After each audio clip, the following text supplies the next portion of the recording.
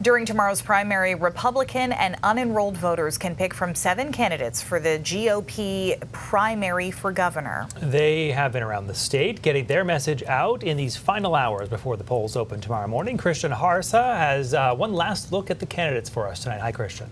Hi, Brian and Amanda. Fixing Augusta, many Republicans have told me, hinges on the Blaine House. These 7 Republicans are closely aligned on cutting taxes and state spending, but it is most often their resumes that separate them, and it's those years in politics or business that they are betting on.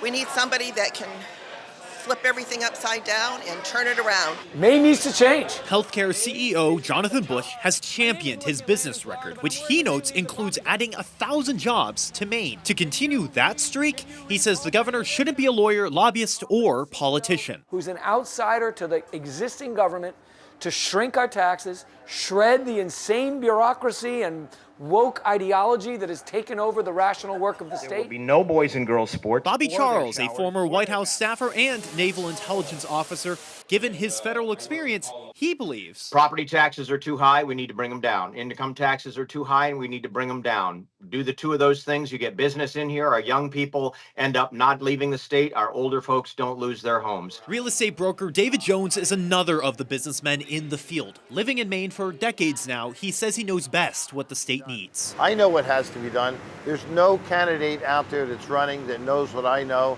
about the state of Maine, about the people of the state of Maine, and about businesses and how they run. That the most important work of standing out with legislative experience, Garrett Mason was the majority leader in the Senate during the governance of Paul LePage. He says that Augusta knowledge will let him get things done right out of the gate. I have been working with governors of both parties, House Republicans, House Democrats, Senate Republicans, Senate Democrats. I know how this process works.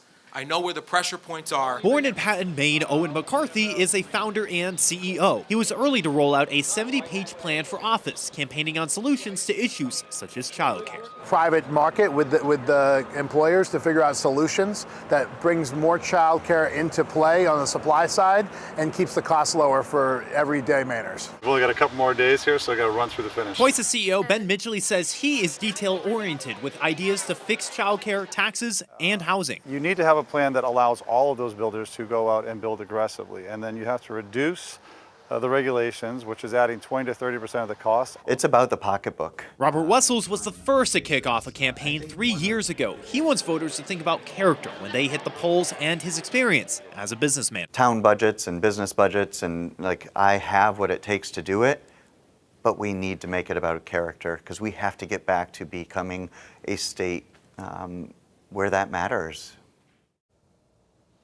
One thing to remember is that Republicans and unenrolled voters, not independent, but those not enrolled with a party, are able to vote for these GOP candidates. Polls may open as early as 6 a.m., so check with your local offices for more details. In the studio, Christian Harsa, News Center Maine.